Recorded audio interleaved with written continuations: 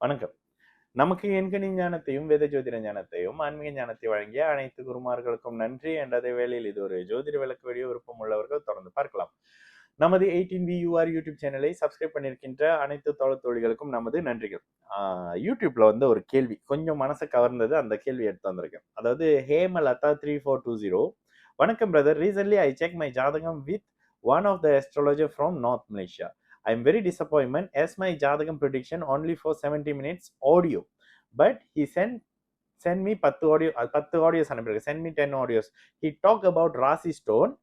He selling and also other things he selling which according to him. Okay, accord to him. If I buy that can remove my karma. Okay, என்ன விஷயம்னா அவங்க வந்து recently ஒரு north சைட்ல இருந்து நான் கேள்விப்பட்டிருக்கேங்க.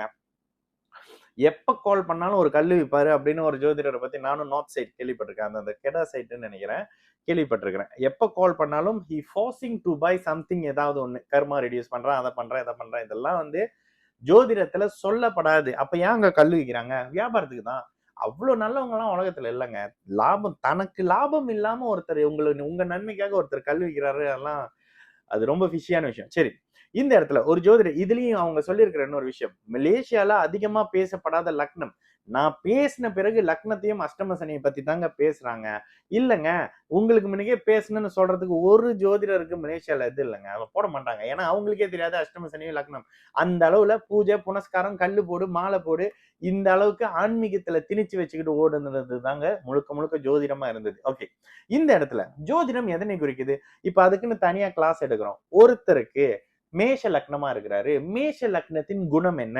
தைரியசாலி, நகர்ந்துகிட்டே இருக்கிறவரு. ரேண்டமா ஒரு கிராப் ஓட்டுனரோ லாலா மூஃபோ நகர்ந்து கொண்டே இருக்கக்கூடிய ஒரு தொழில இருக்கிறவருடைய ஜாதகத்தை பாருங்க. மேஷமும் செவ்வாயும் சுபத்துவமா இருக்கும். ஒருத்தர் அக்கௌண்ட்ஸ் மாதிரி, நேத்து ஒருத்தவங்க அக்கௌண்ட்ஸ் ஆடிட் மாதிரியான விஷயம் வருமே, என்ன பண்றீங்க? அக்கௌண்ட்ஸ் தாங்க பாக்குறேன். புதன் வலுத்து அக்கௌண்ட்ஸ், புதன் சொல்லுவேன்னா அக்கௌண்ட்ஸ் துறையில வேலை செய்யறாரு. ஐடி துறையில ஒருத்தர் வேலை செய்யறாரு. அவருடைய ஜாதகத்தை எடுத்து பாருங்க.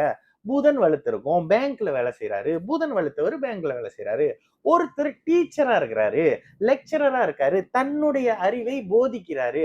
அவருடைய ஜாதகத்துல ராசி லக்னத்துக்கு 2 10ஆம் அமைப்போட குரு தொடர்பு கொண்டிருக்காரு. அதனால அவர் ஆசிரியரா இருக்காரு. ஒருத்தர் லாயரா இருக்காரு. அவருடைய ஜாதகத்துல 2 10ஆம் அமைப்போட சனி தொடர்பு கொண்டிருக்கிறாரு. சனி சுபத்துவமா தொடர்பு கொண்டிருக்கிறாரு. பொய் சொல்லக்கூடிய சனி சுபத்துவமாக இருக்கும் பொழுது பொய்ய சொல்லி கிளைண்ட்டை காப்பாற்றக்கூடிய ஒரு தொழிலை செய்யறாரு. ஒரு ஜோதிடர் இருக்கேன், என்னுடைய ஜாதகத்துல புதன் வலுத்திருக்கிறாரு. நானே மிதுன லக்னம், மிதுன ராசியா இருக்கிறேன். என்னுடைய புதன் வலிமையோட லாபஸ்தானத்தோட தொடர்புல கொண்டிருக்காரு. அதனால நான் ஜோதிடரா இருக்கிறேன்.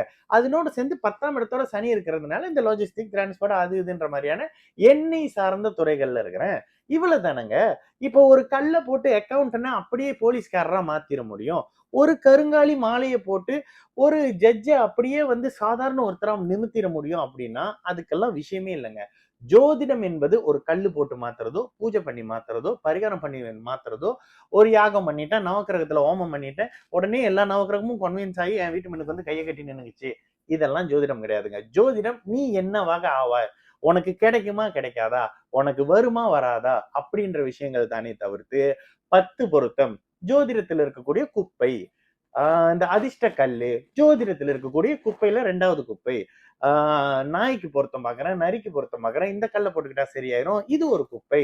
இந்த பரிகாரம் செஞ்சிருங்க சரியாயிரும். நாகதோஷத்தை ஒரு தேங்காய் உடைச்சு தண்ணி ஊத்தி கழிச்சுட்டேன், இது ஒரு குப்பை. இந்த சர்பசாந்தி பூஜை செஞ்சிடறேன், அதனால அப்படியே ராகு கேது அடங்கி காணாம போயிடுறாங்க. இதெல்லாம் குப்பைகள் பேசக்கூடிய விஷயம். ஜோதிடத்துக்கும் இதுக்கும் சம்மந்தம் இல்லைங்க. ஜோஷியம் என்னது? கடந்த வார கிளாஸ்ல அப்படியே என்னோட குருநாதர் சொல்றாரு, நல்லா பலன் சொல்றீங்க பாருங்கன்னு. அதனாலதாங்க பாதி ஜோதிடருக்கு மலேசியால ஏன் மேல பெரிய கடுப்பு. அதை பண்றாங்க, இதை பண்றாங்க, செய்வனம் பண்றாங்க, பண்ணிக்கிட்டு தான் இருக்கிறாங்க. வலிமையான ஒருத்தரை நீங்க எது பண்ணியுமே தகர்த்திட முடியாதுங்களே. ஒருத்தருக்கு ஆயுள் நிர்ணயிக்கப்பட்டிருக்கு, ஒருத்தருக்கு சிறைவாசம் நிர்ணயிக்கப்பட்டிருக்கு, ஒருத்தருக்கு மருத்துவமனையில நிர்ணயிக்கப்பட்டிருக்கு, ஒருத்தர் ரோட்ல இறந்து போறாரு, ஒருத்தர் போலீஸ்காரரா இருக்காரு. இல்லைங்க, இதெல்லாம் வேலை செய்யுது அப்படின்னா எனக்கு ஒரு பூஜையை போட்டு இந்த நாட்டு பிரைம் மினிஸ்டரா என்ன மாத்தி விட்டுருங்களேன். நானே ஜோசியம் பார்க்கறத விட்டு ஏன் உங்களை போட்டு உங்களோட பொழப்புல மண்ணை போட்டுக்கிட்டு இருக்கேன். நான் அப்படி பிரைம் மினிஸ்டர் ஆகி போயிட்டேன்னா எனக்கு ஒரு பரிகாரத்தை, ஒரு கல்லுக்குள்ள கொடுங்க. இல்லைங்க அந்த கல்லு போடுங்க நாட்டோட பிரைம் மினிஸ்டர் நீங்க ஆயிருவீங்கன்னு யாராவது ஒருத்தர் சொல்லுங்க. சொல்ல மாட்டீங்கல்ல. ஏன்னா உங்களுக்கே தெரியும் அது எவ்வளவு பெரிய முட்டாள்தனம்னு. இதுதாங்க ஜோதிடம். சரிங்களா? அப்ப கல்லு போட்டு, முள்ளு போட்டு ஒரு மண்ணையும் உங்களால மாத்திக்க முடியாது. ஒரு மனிதன் பிறக்கும் போதே ஒருத்தர் டாக்டரா பொறக்குறாங்க. அவன் சின்ன வயசுல இருந்தே டாக்டர் விளையாட்டு தான் விளையாடுவான். ஒருத்தன் போலீஸா பொறக்குறாங்க. பொறக்கும் போதுல இருந்தே அவன் போலீஸ் விளையாட்டு தான் விளையாடுவான். ஒருத்தன் ஃபுட்பால் பிளேயருங்க. அவன் பொறந்ததுல இருந்து ஃபுட்பால் தான் விளையாடுவான். போய் செக் பண்ணி பாருங்க. சரிங்களா? நல்லது நடக்கும். எல்லாரும் நல்லா இருப்போம். வணக்கம்.